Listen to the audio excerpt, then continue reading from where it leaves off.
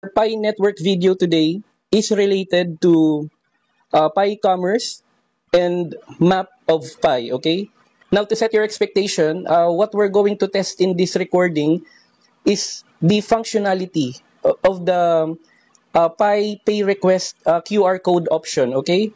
So by the end of this video, if you're planning to consider exploring the use case of the Pi ecosystem in terms of Pi commerce and map of Pi, you will have a better realization, okay, of what to do next, okay?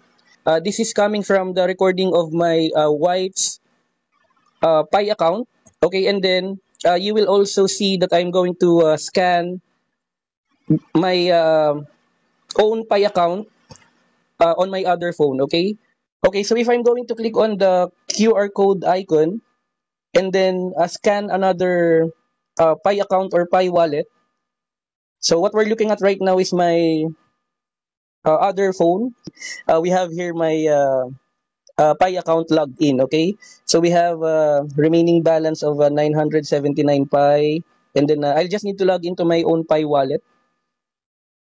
And then I'll just need to unlock my wallet with the fast phrase. So please give it a few seconds.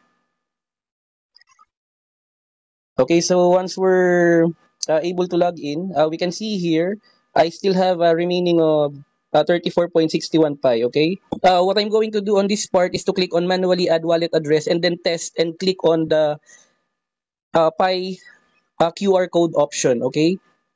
So I'm going to click on my code on my phone so that I can use my wife's mobile phone to scan my QR code, okay? So what I'm expecting on this part is that when I scan the QR code, it will automatically redirect to a payment process option, okay? But you will notice here that nothing happened. Okay, this is the view of my wife's mobile phone. And we can see here that there's no wallet address captured, okay? So what I did is to try and send an actual number of Pi. So I will try to send 1 Pi and then click again on the QR code option, okay? Because we're wanting to make the process efficient by maximizing the QR code option instead of manually typing wallet addresses, okay? So you will notice here, I tried to click on the QR code option again, tried to scan the QR code on my phone, on my Pi account, and still nothing happens, okay? So based on my time and motion and own experience, when I tried this feature on the Pi network, I'm sorry to say, but it's not working. If we're going to continue the video, we will still uncover interesting information, okay? So what I did on this one, this is only thinking out of the box, okay? Not I just had the idea to see if trying Google Lens will do, okay? I tested it anyway, and you will notice here when I click on the Google Lens option on my wife's phone, it's now showing the wallet.pinet.com, okay? So if we're going to continue the video, what I'm going to do is to click on the search button on the lower part, and then you will notice here, I'm automatically redirected to the pay and request option, okay? And you will notice here, the wallet address is finally captured. Okay, so I'm going to send 1 Pi to my own account. And you will notice there, guys, the moment I change the numerical value or the amount of Pi I'm going to send, the wallet address automatically disappeared, okay? So on this part of the recording, I realized that if we're going to use the workaround or alternative option to use the Google Lens to scan the Pi QR code, the user must be decided on how much Pi or Pi coin he or she will be sending or paying to another user, okay?